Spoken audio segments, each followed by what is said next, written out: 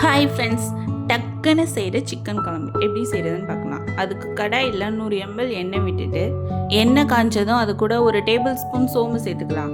இது கூட 2 பிரிஞ்சி இலை, லவங்கம், பட்டை, கிராம்பு, ஏலக்காய், கல்பாசி இதையும் சேர்த்து பொரிஞ்சதுக்கப்புறம் அது கூட நறுக்கி வச்சுருந்த 200 கிராம் சின்ன வெங்காயத்தையும் சேர்த்து கோல்டன் கலர் வர அளவுக்கு வதக்கி எடுத்துக்கோங்க.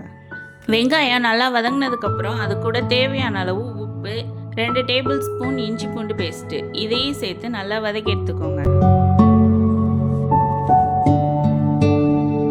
இஞ்சி பூண்டு பேஸ்ட்டு நல்லா வதங்கினதுக்கப்புறம் அது கூட கீறி வச்சுருந்த 5 பச்சை மிளகா, நறுக்கி வச்சுருந்த 2 தக்காளி இதையும் சேர்த்து நல்லா வதக்கி எடுத்துக்கோங்க.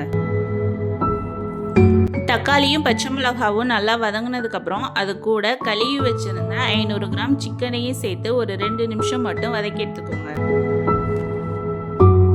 இப்போ சிக்கன் கூட 1 டேபிள் ஸ்பூன் மஞ்சள்தூள், 1 table spoon garam masala, 2 table spoon chicken masala இதையும் சேர்த்து ஒரு 2 நிமிஷம் வதக்கி எடுத்துக்கோங்க.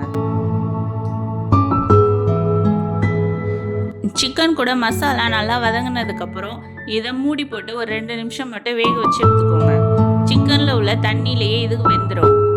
இப்போது இதை 2 நிமிஷத்துக்கு அப்புறம் கரண்டியால் 2 கிண்டி விட்டுட்டு இது கூட 2 டேபிள் ஸ்பூன் மிளகாய்த்தூள், 3 டேபிள் ஸ்பூன் மல்லித்தூள் சேர்த்து அதோட பச்சை வாசனை போகிற அளவுக்கு வதக்கி எடுத்துக்கோங்க. சிக்கன் மசாலாவோட நல்லா வதங்கினதுக்கப்புறம் இதில் 2 கிளாஸ் தண்ணி விட்டு இதை ஒரு 5 நிமிஷம் மூடி போட்டு வேக வச்சு எடுத்துக்கோங்க.